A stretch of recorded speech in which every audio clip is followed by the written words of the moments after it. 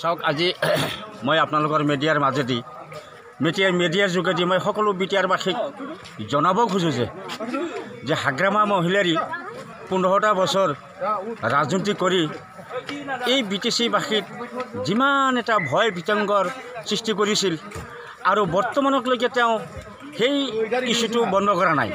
কিয়নো এতিয়া তেওঁ গম পাই আছে যে তেওঁৰ 15 বছৰীয়া দুৰ্নীতি যিটো চৰকাৰ আছিল সেই চৰকাৰ এতিয়া দুৰ্নীতিৰ কথাটো পোহৰলৈ আহি যোৱাৰ লগে লগে তেওঁ ভাবিছে যে মোৰ এতিয়া মানে গাদী যাব, মোৰ ৰাজত্ব নোহোৱা হ'ব। যাৰ কাৰণে তেওঁ কি কৰিছে, ইউপিপিএলৰ যেতিয়া ৰাইজে আঁকোৱালি লৈছে, ইউপিপিএলৰ জোৰজাত দেখা পাই তেওঁ ভয় খাই গৈছে। ভয় খাই গৈ ইউপিপিএলৰ বিৰুদ্ধে এটা মিছা অভিযোগ দি আছে যে ইউপিপিএল চৰকাৰ অহাৰ লগে লগে কি কৰিব যে অনাবৰু ৰাইজৰ ভূমিৰ যিটো নিৰাপত্তা এইটো নাইকিয়া হৈ যাব, অনাবৰু ৰাইজক বিটিআৰৰ পৰা উচ্ছেদ কৰিব, ভূমি অধিকাৰ কাঢ়ি ল'ব, নানান ধৰণৰ অজহতা দি আছে। আজি এইটো কৈ আছে, কালি সিটো কৈ আছে। সেই কথাটোই মই আজি বিটিআৰবাসী সকলো অনাবৰু ৰাইজক জনাব বিচাৰোঁ যে আপোনালোকে এই হাগ্ৰামা মহিলাৰীৰ এই মানে যিটো হিটলাৰী ৰাজনীতি, যিটো ভয় দেখুওৱা ৰাজনীতি, তাত আপোনালোকে কোনেও ভয় খাব নোৱাৰে, ভয় খাব নালাগে। কাৰণ এইটো কথা হৈছে ভাৰতৰ যিটো সংবিধান, এই সংবিধান মতে কিন্তু কোনো এটা ৰাজ্যতেই এটা জাতিকেই মানে অধিপত্য নিদিয়ে। তাৰ কাৰণে বিটিআৰবাসী সকলো ৰাইজক মই অনুৰোধ জনাওঁ যে আপোনালোকে নিশ্চিন্ত হৈ থাকক। যদি এইবাৰ প্ৰমোদ বড়োৰ নেতৃত্বত যে ইউপিপিএলৰ চৰকাৰ আহিব, এইটো 100% গেৰাণ্টি। আৰু মই আৰু এটা কথা আজি নিজৰ ক্ৰেডিটটো মই নিজেই ক'ব বিচাৰিছোঁ যে প্ৰমোদ বড়ো প্ৰেচিডেণ্ট হ'ব পাৰে ইউপিপিএলৰ। ময়ো কিন্তু প্ৰমোদ বড়ো সকলৰ লগত যিটো বড়ো আন্দোলন আছিল, এই আন্দোলনত আজি 15-20 বছৰৰ পৰা জড়িত হৈ আছোঁ।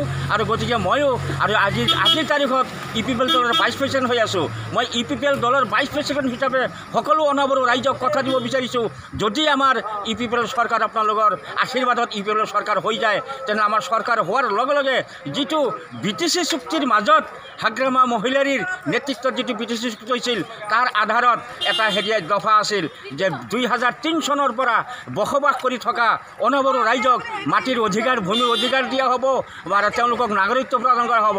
কিন্তু তেওঁতো সেই ৰেকৰ্ডত থাকি গ'ল, কিন্তু বাস্তৱত নহ'ল। আৰু সেই কথাটো আমি বাস্তৱত ৰূপায়ণ কৰিম, এইটো চিৰসত্য কথা। মই ক'ব বিচাৰিছোঁ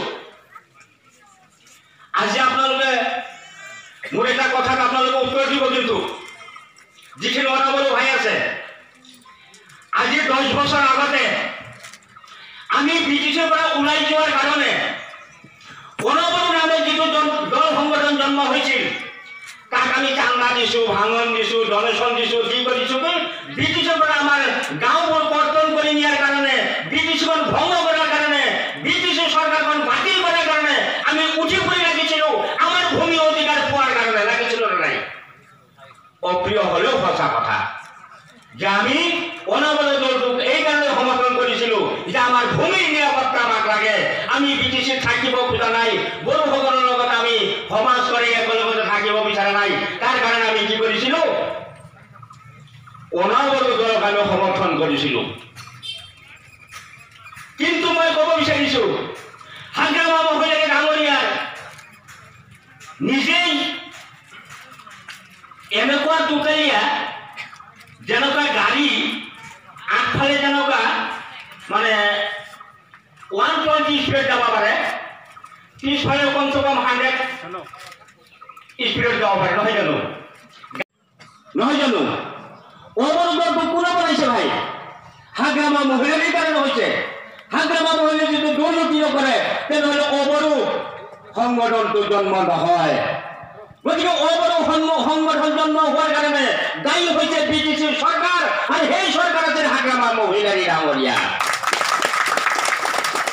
আপুনি 15 বছৰৰ ভিতৰত মানুহক এইটো ইনাম দিলে, এটা অবৰো নামে এটা দল গঠন কৰি আপুনি ইনাম দিলে, পুৰস্কাৰ দিলে বিটিচিবাসী ৰাইজক। আপোনাৰ এই পুৰস্কাৰৰ কথা বিটিচিবাসী ৰাইজে আৰু পাহৰি যাব নোৱাৰে।